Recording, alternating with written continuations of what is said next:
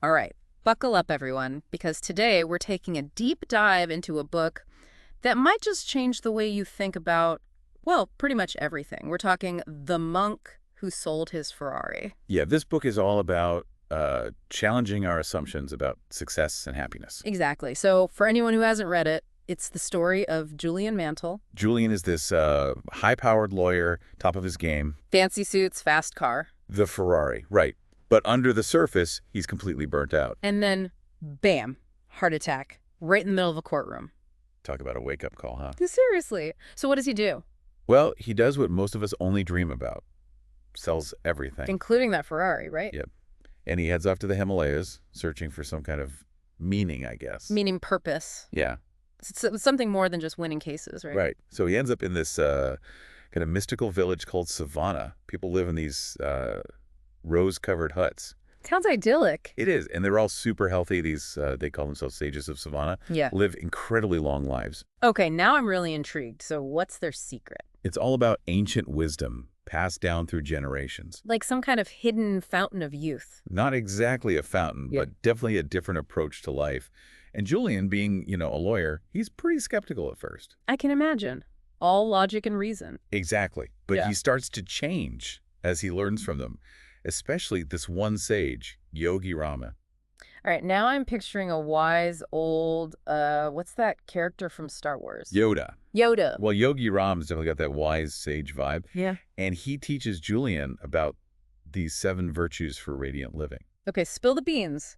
What are these 7 virtues? Well, he uses this fable, right, to explain them. Ooh, a fable. I love a good story. So picture this, a beautiful, tranquil garden. All right, I'm picturing it peaceful, zen. Now imagine a giant sumo wrestler in the middle of this garden. Wait, what? A sumo wrestler? That doesn't sound very peaceful. That's symbolic, right? The sumo wrestler represents your mind, its power. And he comes across this shiny gold stopwatch in the garden. A stopwatch. Okay, this is getting interesting. And he's wearing this pink wire cable, kind of like a belt. All right, I'm following along. Pink wire cable, sumo wrestler, garden, stopwatch. Lay it on me. What does it all mean? So the garden, that's your mind. The sumo wrestler's size, that's how powerful your mind can be. But that pink cable, That's the control, right? exactly. You got to learn to control those thoughts, just like you'd control a giant sumo wrestler. Otherwise, it's chaos. Right. So the first virtue, master your mind. Makes sense. But how do we actually do that? Well, Yogi Raman talks about this technique called opposition thinking. Okay, what's that? So your mind's like that garden, remember? Mm-hmm. And negative thoughts, those are like weeds. They'll pop up naturally. Oh, I know all about those weeds. Opposition thinking is like planting beautiful flowers consciously, crowding out those weeds. So you're basically saying replace negative thoughts with positive ones. Exactly. Choose to focus on the beauty, not the weeds. And when you master that, less worry, more energy, you'll see things more clearly. I like it. Sounds pretty empowering. It is. It's all about taking control of your mental space, making it a place where good things can grow. So that's the first virtue. What's next on the path to this radiant living? Well, the second virtue is about finding your purpose. Okay, purpose. Everyone's always talking about finding their purpose. Right. But in the fable, it's represented by this image, a towering red lighthouse and a path leading to it paved with diamonds. Wow, that's pretty vivid. So the lighthouse is my purpose. It's a guide, a beacon leading you through the rough seas of life, you could say. And setting goals is like charting the course to reach that lighthouse. Exactly. It gives your life direction, make sure you're, heading in the right direction. And those diamonds on the path. Reminders that the journey, even with challenges, can be beautiful and rewarding. I love these metaphors. Makes Yeah. it so much easier to grasp. Right. So you've mastered your mind, you've set your course. What's next? I'm on the edge of my seat. What's the third virtue? The third one focuses on continuous self-improvement. Yogi Raman calls it practicing Kaizen. Kaizen. It's a Japanese concept. And in the fable, it's, remember that 9-foot giant? Oh, yeah. He's back. He represents Kaizen, the power of always striving to be better. So it's not about being perfect, but always growing, right? Exactly. Like, think of your potential as this giant. Mhm. Every step you take towards self-improvement, you stand a little taller. But how do you actually put that into practice? Kaizen. It starts with facing your weaknesses head on. being honest with yourself about where you can improve. So instead of ignoring those weaknesses, you lean into them. You learn from them. You grow. Remember that iron cable analogy? The one where each tiny wire is weak on its own, but together they're incredibly strong. Exactly. Self-improvement's like that. Yeah. Those small, consistent efforts build up over time. It's those tiny wins, those daily habits that make the difference. And the best part is, Kaizen isn't just about you. It makes you better equipped to help others make a positive impact. That's a good point. By working on ourselves, we're actually contributing to something bigger. Okay, so we've mastered our minds, set sail for our purpose, and we're committed to continuous improvement. What's the next virtue, number 4? This one is all about willpower. Willpower. All right, bring it on. Remember that pink cable the sumo wrestler was wearing? Yeah, the one that represents controlling our thoughts. It also represents willpower, the strength to actually follow through on those intentions. So I might have a clear mind and a set purpose, but I still need that push to actually make it happen. Exactly. It's like having a powerful engine, but you still need a skilled driver, right? Willpower is the driver, keeping me on track. The sages believe willpower is like a muscle. You got to train it. Makes sense. So how do we pump that willpower muscle? One technique Yogi Raman teaches is the vow of silence. A vow of silence. Intriguing. Basically, you don't speak for a set period. It's about self-control, resisting those impulses, Wow, that sounds tough. But I can see how it really strengthens your discipline. It's about aligning your actions with your values, achieving those goals. I'm getting so much out of this. Okay, hit me with virtue number 5. What's next? This one is all about valuing time. Time. Always seems like there's never enough of it. Right. That's why this virtue is so important. In the fable, it's symbolized by that shiny gold stopwatch we talked about earlier. The stopwatch. Okay, that makes sense. It's about realizing that time is our most precious resource. We have to use it wisely. So not just being busy, but making sure those actions are actually meaningful. Exactly. Yogi Raman talks about this ancient rule of 20. He says 80% of our results come from just 20% of our efforts. Wow, that's really something to think about. So it's about figuring out which activities actually make a difference. Right, focusing on those. Ditch the stuff that's just wasting time. Scrolling through social media, endless emails. Oh, I'm definitely guilty of those time wasters. We all are. But there's another important concept here, the deathbed mentality. Deathbed mentality. That sounds a bit, morbid. Maybe, but it's actually about living with intention.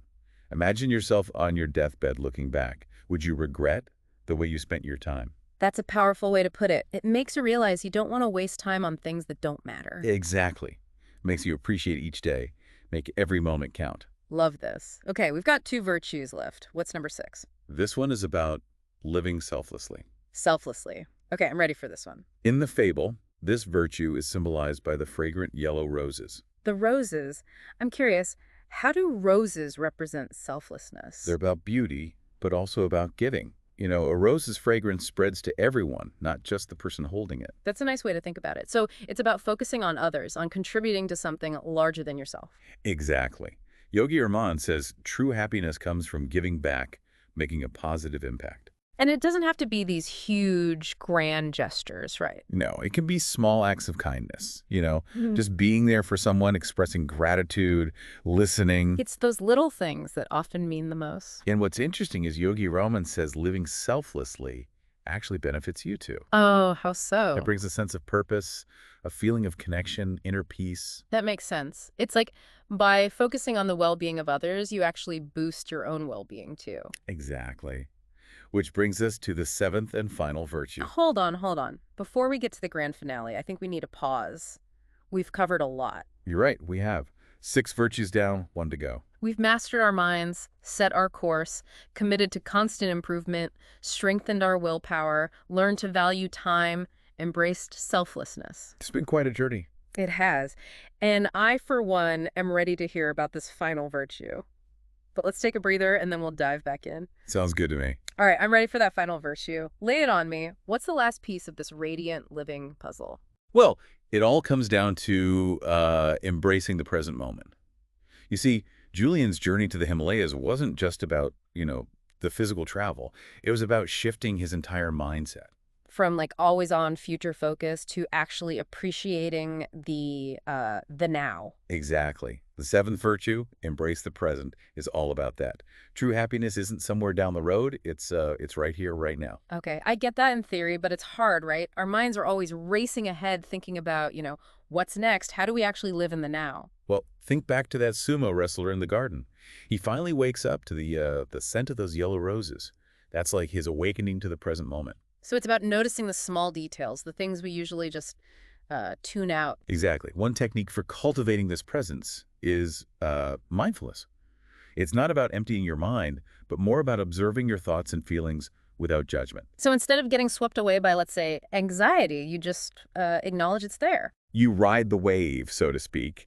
And this mindfulness, you can apply it to anything: eating, walking, even just paying attention to your breath. It's about bringing your full attention to whatever you're doing. And embracing the present isn't about ignoring your responsibilities or pretending that problems don't exist. It's about facing them, but being present while you do it. Exactly. Experiencing life fully, even the tough parts.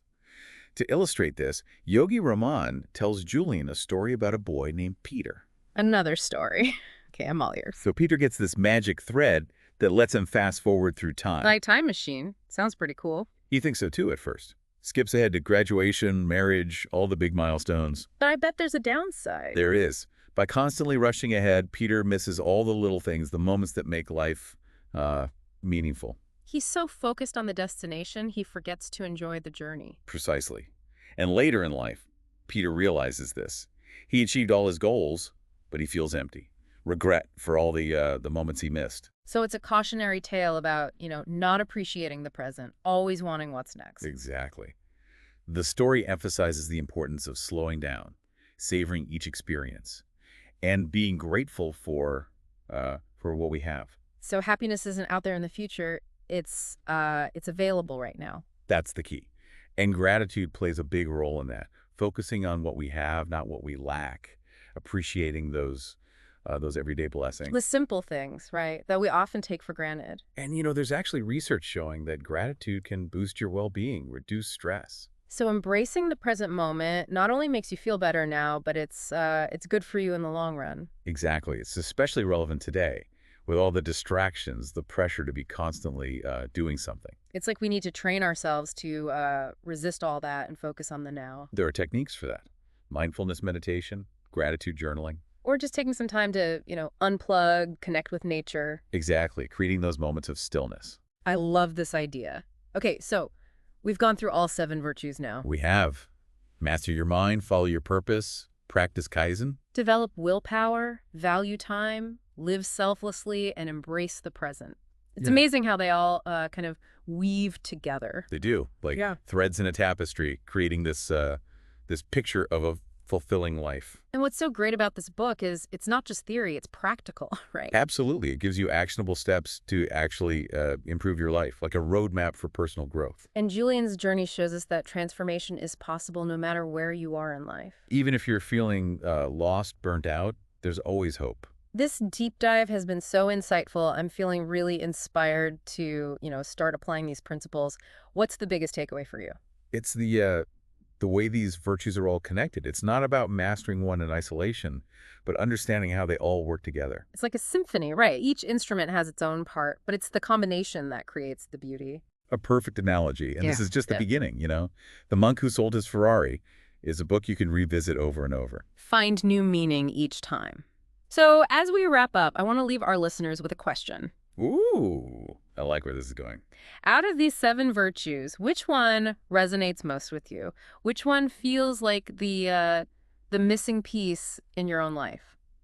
It really is something to think about, isn't it? We've talked about all these virtues, but now it's like, okay, which one speaks to me? Which one do I need to focus on? Maybe it's mastering your mind, taming those thoughts, choosing to focus on the positive. Well, maybe it's that call to purpose, finding that lighthouse that guides you. Could be the commitment to continuous improvement, practicing that Kaizen, always striving to be a little bit better. Or maybe it's willpower, that strength to overcome those obstacles, those temptations. Valuing time, really making those minutes and hours count, spending them on what truly matters. And, of course, embracing the present moment, savoring those little joys, finding contentment in the here and now. It's incredible how they all work together, isn't it? They do. It's like You start with one, and it just kind of naturally leads you to the others. You know, that story about Peter and the magic thread, it really got me thinking. It's so easy to get caught up in that always looking ahead, always wanting more. It is. Our society, it's all about achieving, going faster, doing more, but it can leave you feeling, well, empty. Like you're running on a treadmill, but not really going anywhere. Exactly. And that's where this book, The Monk Who Sold His Ferrari, it offers a different perspective. It reminds you to slow down, to pause, to appreciate what's right in front of you. To notice the simple things, the sunshine, a good meal, the people you love. And the amazing thing is when you focus on the present, you actually become more productive, more creative. It's like clearing out the clutter, right? Yeah. Making space for new ideas, new connections.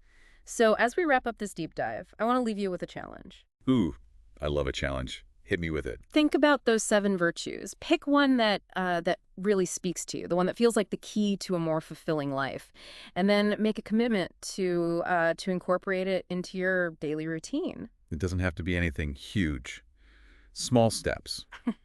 5 minutes of meditation, working on a passion project, creating a schedule. Doing one act of kindness a day. It's about consistency, right? Those small, consistent efforts, they add up. Like building a muscle. And remember, it's a journey. You might stumble, fall back into old habits. It happens. But the important thing is to keep going, keep striving for that radiant life. And you're not alone on this journey. There's a whole community of fellow deep divers out there, all trying to live more intentionally, more joyfully. Exactly. We're all in this together.